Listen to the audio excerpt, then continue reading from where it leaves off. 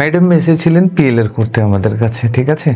ম্যাডামের অনেকগুলো কোশ্চেন ছিল, আমরা জেনে নেব ম্যাডামের কাছ থেকে যে ম্যাডাম কোথা থেকে এসেছেন এবং এখানে কি প্রশ্ন নিয়ে এসেছিলেন এবং প্রশ্নের উত্তর পেয়েছেন কিনা জানতে চাইব। নমস্কার, আমি ত্রিপুরা থেকে এসেছি। আমি পিএলআর কথা অনেক দিন ধরে শুনে আমারই এক রিলেটিভের কাছে শুনে আমি আসলাম, ত্রিপুরা থেকে আসলাম।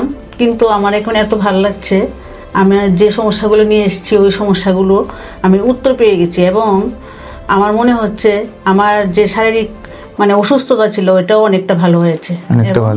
এটা করতে পেরে আমার খুবই আনন্দ লাগে। একজন সন্তান এনার মেরে ফেলেছিল, একজন সন্তানকে মেরে ফেলেছে এবং সেটাকে একটা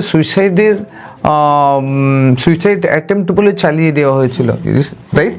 এবং সেটার জন্য আপনি কিছু করতে পারেননি এবং গিল্ট ফিল ছিল আপনার মনের মধ্যে, একটা মানসা ছিল, আপনি বুঝতে পেরেছিলেন যে ছেলেটাকে মেরে ফেলা হয়েছে, কিন্তু তাও আপনি কিছু করতে পারেননি বা করতে পারেননি। এবং তবুও মেরে ফেলা হয়েছে কি মরে গেছে এটাও কিন্তু আপনি দ্বন্দ্বের মধ্যে ছিলেন, কনফিউশনের মধ্যে ছিলেন, কনফার্ম ছিলেন না।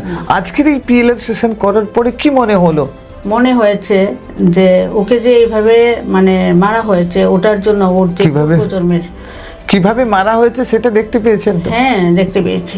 বলেছে ছেলে একদম নিজের মুখে, ছেলে নিজের মুখে বললো, নিজের মুখে আমাকে বলেছে, মা আমাকে প্রথমে ভীষণ কষ্ট দিয়েছে, ওর কি বলবো, এটা ওর নির্বাঙ্গে চাপ দিয়ে ওকে রক্ত বের করে নিল, তারপর ওকে হ্যাঙ্গিং করে ওর গলাতে একটা গামছা লাগিয়ে দিল। সবচেয়ে দুঃখের ব্যাপার, আমার হাজব্যান্ড, ওর বাবা 2007 সালে মারা গেছেন। তারপর আমি কি বলবো, ওকে 2014-তে ওকে মারলো।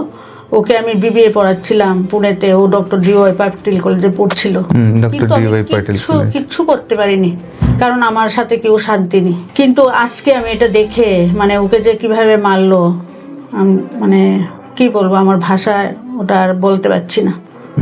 কিন্তু আমি বলবো সবাইকে এটা করার জন্য, পিএলআই এটা করলে সবাই খুব উপকৃত হবে এবং যাদের যা কিছু সমস্যা থাকে না, ওই সমস্যাগুলো একদম মিটে যাবে। তার মনের মধ্যে যে আপনার বড় ছেলে সন্তান হচ্ছে না, 12 বছর ম্যারেড লাইফ, সন্তান হচ্ছিল না এবং সন্তান ওরা নিচ্ছিল না কোনো শারীরিক প্রবলেম ছিল। জেনেছেন কি জানতে পারলেন? জানতে পেরেছি সবাইকে ও ইচ্ছা করে নিচ্ছে না, শারীরিক সুস্থতা থাকা সত্ত্বেও ইচ্ছে করে নিচ্ছে না।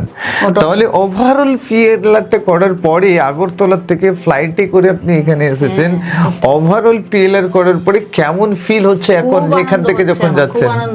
খুব আনন্দ হচ্ছে।